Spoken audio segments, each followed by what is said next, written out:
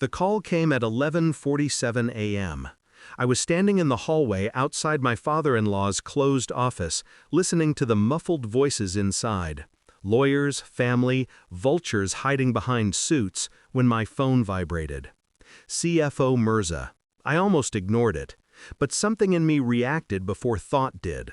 I answered. His voice was tight, breath thin, as if he were fighting the urge to whisper. "I found something," he said. "You need to come to my office, right now." I frowned. "This isn't the time. The family." "Don't tell your wife," he cut in, "or her sister." A pause. A colder line followed. "You could be in danger." The hallway seemed to narrow around me. The air thinned. Danger? From what? From whom? My father-in-law's body had been cremated less than 24 hours ago. The house still smelled like incense, grief, and money. I stepped away from the door, letting the voices fade. "What did you find?" I asked. He inhaled sharply, as if steadying himself. "I can't say over the phone. Just come. And be prepared." Prepared for what? He didn't answer. He just hung up. Minutes later, I was walking into the corporate building. My tie loosened, my heartbeat too calm for what my mind was doing to me. When I reached the CFO's floor, I saw someone standing at his door. Someone I never expected. Someone who should not have been there. The moment our eyes met, I froze. Everything shifted. It was my sister-in-law, Zoya, smiling too softly, standing too still, like someone guarding a crime scene she didn't want anyone else to walk into. My stomach tightened. She had cried the loudest at the funeral, but grief never sat right on her face. Too dramatic, too polished. "What are you doing here?" I asked. She tilted her head, amused. "I could ask you the same." Her tone was wrong, too casual, too aware. Before I could respond, CFO Mirza stepped out of his office, eyes flicking between us nervously. He looked pale, sweating, afraid. "Come in," he said, but his gaze remained locked on Zoya. "Both of you." I didn't like it. Not the air, not the silence, not the way Mirza wouldn't fully meet my eyes. Inside his office, folders lay scattered across the table. Two of them were open. One had my name printed on the tab. The other had my wife's. A cold pressure pulsed behind my ribs. "What is this?" I asked. Zoya answered instead. "Dad's private audit files," she said, touching the edge of the folder like she already knew what was inside. Things he didn't want anyone to see. Her smile sharpened when she looked at me. Mirza swallowed. "I didn't call her.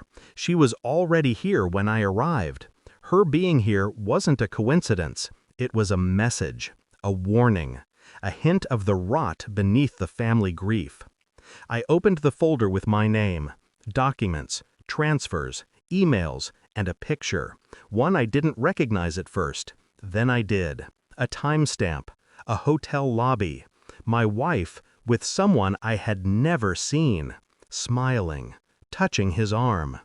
My pulse thinned into silence. "What is this?" I said, my voice level, almost quiet. Zoya watched me with a strange softness. "It means," she whispered, "you were never part of the family, not the real one." Something inside me tilted, and suspicion, quiet, poisonous, began to bloom. I didn't react, not externally. I couldn't afford to. I took the documents home that night. My wife was in the living room, grief draped over her like a carefully chosen shawl. She kissed my cheek, asked where I'd been, asked why I seemed distant. I smiled, told her I was tired, told her I needed a shower. Inside the bathroom, I locked the door, turned on the tap, let the room fill with steam. Then I read. Every page, every email, every financial trail my father-in-law had hidden, and every picture that tied my wife to the man in the hotel lobby. Patterns emerged. Withdrawals, trips, encrypted messages forwarded to a private account. She had a life outside our marriage, a parallel world built in shadows and secrecy. Not emotional weakness, not one mistake. A system, a structure, a betrayal that felt engineered. My father-in-law knew. He had been tracking it. Not to protect me, but to protect the company from a scandal. And he had kept it secret until the day he died. I felt nothing at first, just a quiet, consuming clarity. Over the next week, I investigated silently. Phone histories, deleted messages, GPS logs from the car she didn't know I had access to. I played my role with precision.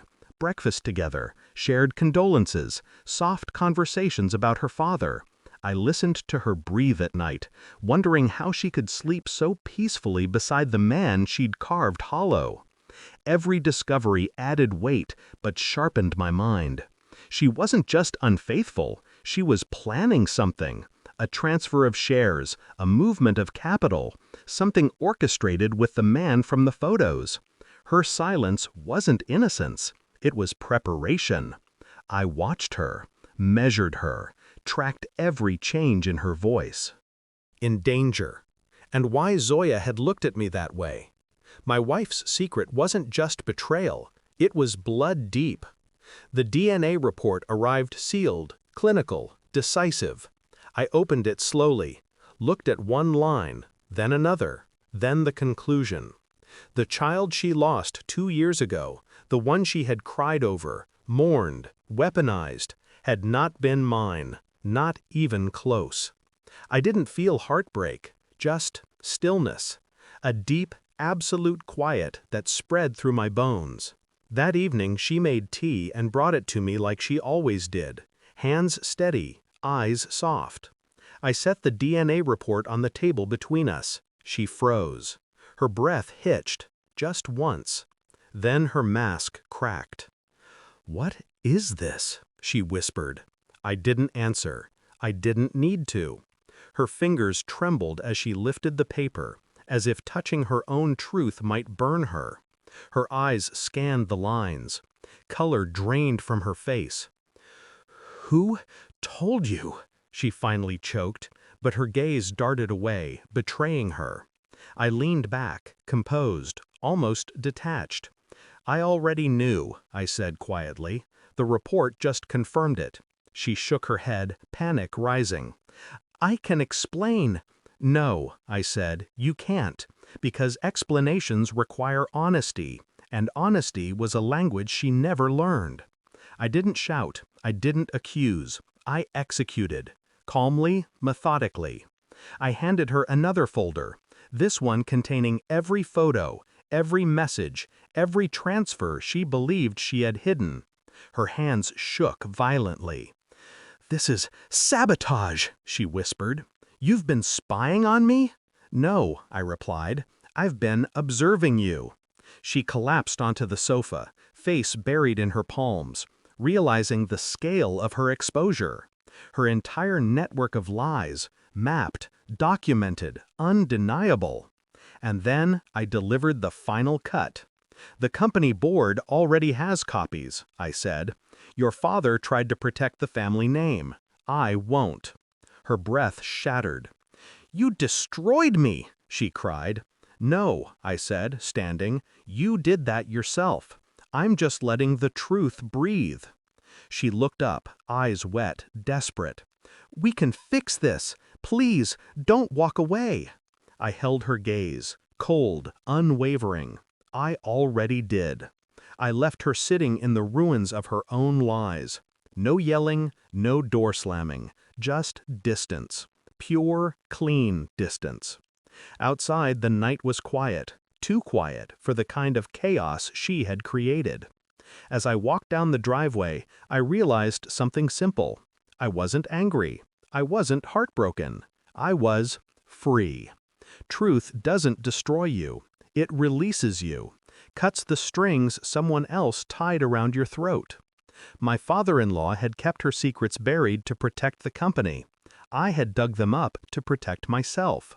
She would face the fallout, alone. I didn't look back, didn't need to. Some endings are loud. Mine was silent and final. The moment I closed the gate behind me, I felt it.